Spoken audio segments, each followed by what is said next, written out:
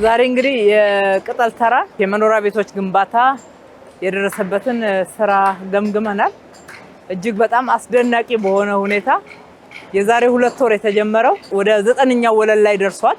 አጠቃላይ በወቅቱ የተጀመሩት በዚህ ፍጥነትና እጅግ በጣም አስደናቂ በሆነ ሁኔታ ወደ የፊኒሺንግ ስራ እያለፉ ነው ያሉት። ቦታቸው ሳይጸዳላቸው ትንሽ የዘገየባቸው ደግሞ እነሱም እንዲሁ በጥሩ ብርታት ወደ 4ኛ ወደ 5ኛ እንደዚህ ደርሰዋል። ስራው በጣም በጥሩ ሁኔታ እየሄደልን ስለሆነ ካስጀመርን በኋላ በመሃሉ ደግሞ ገምግመን አዳዲስ ህንጻዎች ወደ 3 ህንጻዎች እንዲጨመሩ አድርገናል።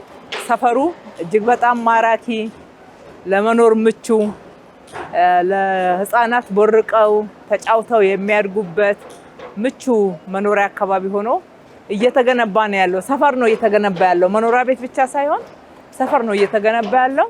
እዚህ ጋር በጣም አስደናቂውና ሊነገርለት የሚገባው የኮንስትራክሽን ፍጥነቱ፣ የግንባታው ጥራቱ እና ከፍተኛ የሆነ መሰጠትን ያየንበት ነው። እንደሚታወቀው በምርጫ ስራ ላይ ነው የቆየ ነው። ነገር ግን አንድም ስራ በምርጫ ምክንያት አልቆመም። ብንመረጥም ባንመረጥም ለህዝባችን የገባነውን ቃል በዚህ ኃላፊነት ላይ ባለንበት ጊዜ ሰርተን ማስረከብ አለብን በሚል ትልቅ መሰጠት ነው ሲሰራ የነበረው።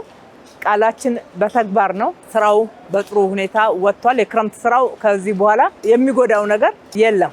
ክረምቱን አምልጧል ስራው ማለት ነው። ለህዝባችን ከዚህ ላነሳናቸው ለቅጠል ተራ ነዋሪዎች ደግሞ በአዲሱ ዓመት ያማረ የተዋበ እጅግ በጣም ዘመናዊ ቤት ይጠብቃቸዋል። ዘመናዊ አኗኗር ትጀምራላችሁ።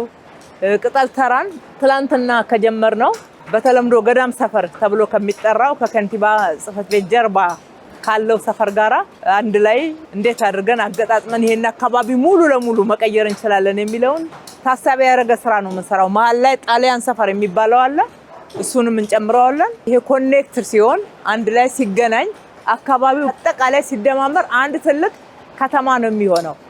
መኖሪያ ስፍራ ነው፣ መኖሪያ አካባቢ ነው የምናደርገው። መኖሪያ ማለት ግን የንግድ ሱቆች፣ የንግድ እንቅስቃሴዎች፣ ማህበራዊ አገልግሎት ጨምሮ የሚሰጡ አገልግሎቶች ይቀራሉ ማለት አይደለም።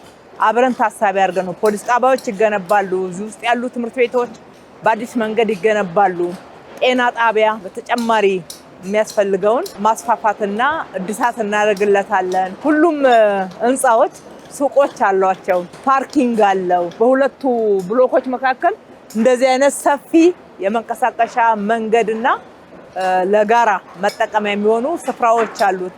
እንግዲህ ለመኖር ምቹ የምንለው ይሄን ነው። ያነሳነው ትንሽ ሰው ነው።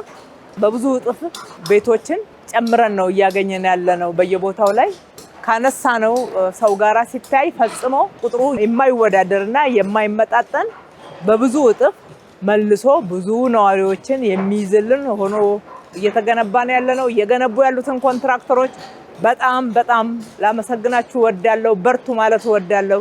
የሰራችሁት ስራ ለኢትዮጵያ ኮንስትራክሽን ጭምር ምሳሌ የሚሆን ከጥራትም አንፃር ከፍጥነትም አንፃር ለህዝባችሁ ያላችሁንም ወገኝተኝነት ያሳያችሁበት ነውና በርቱ ማለት ወዳለው። ገና ብዙ እንሰራለን። ሰፊ ስራ እድል አለ። በዚህ መልክ የምትገነቡ የምትሰሩ በከተማችን ውስጥ ለመገንባትም ፍላጎት ያላችሁ ሁሉ አብረን እንስራ። ከተማችንን በጋራ እንገንባ። የስራ እድልን እናስፋ። በአጠቃላይ ሁላችንም ተጠቃሚ የምንሆንበትን ደማቅ አሻራ በጋራ እናስቀምጥላለሁ። አመሰግናለሁ።